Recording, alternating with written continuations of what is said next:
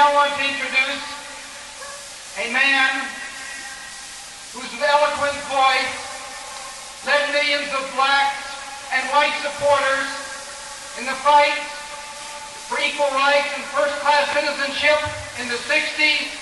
He is a man of courage and great conviction, and he is joining with us in this anti-nuclear fight. He was a co-founder of the Congress of Racial Equality.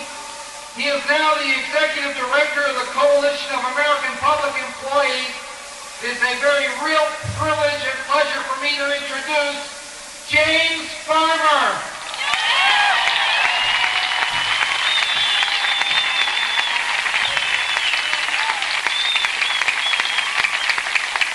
My friends, I have seen your faces before. I saw them in August 1963 from a prison cell in Plaquemine, Louisiana at the March on Washington for freedom and employment. Not since then have we seen such spirit and motivation as you have.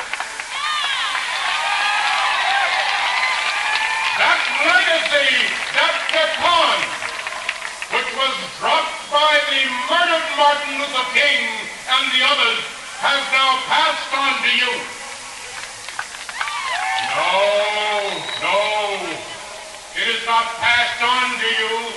It is the same struggle, the same fight, the fight for a more decent America, a more humane world.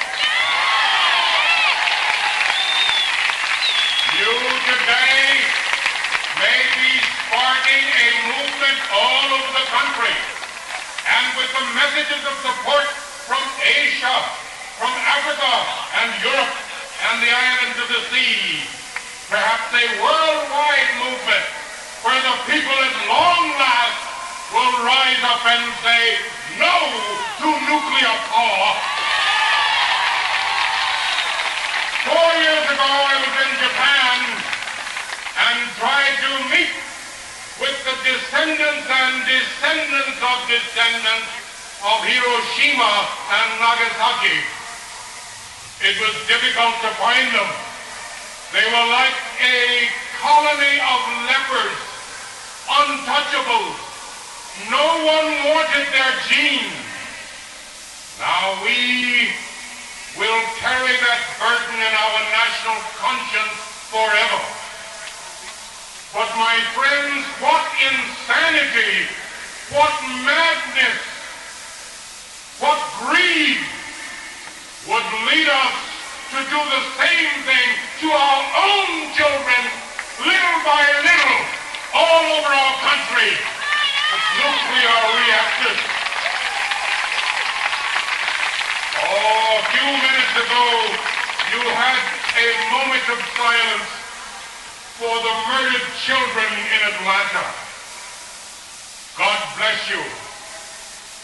Now in the months ahead, we hope to hear not silence from you, but voices, songs, and marching feet for life and not for death. For not 22 children, but for hundreds of millions of children, unborn, generation after generation, in all areas of the world. That is your task, and that is our task. I am sick of hearing that hoary old cheese about nuclear energy being tied somehow to national security because it will free us from foreign oil. Free us from foreign oil? How? How? Now we are running short. We are running short of the energy material which we need to produce nuclear energy. Where is it coming from? Where? South Africa! That is where? the uranium-producing nations were caught forming an OPEC of their own, preparing to cut supply and jack up prices. Does that sound familiar? And one of the culprits there was Gulf Oil. The Justice Department let them off with a note of contundra, or no contest plea.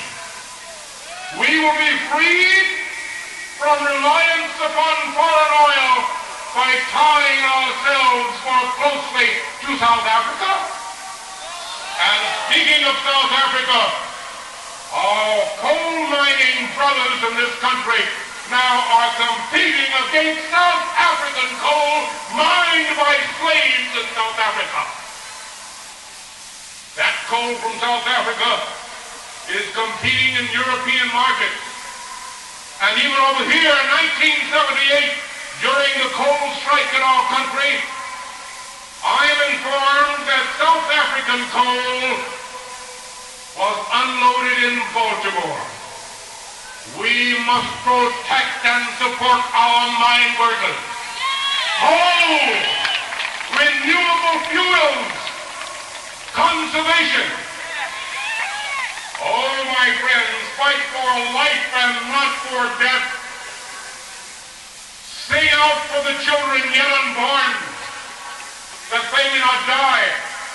Will our great-grandchildren and their grandchildren not curse our bones for having released this horror upon them?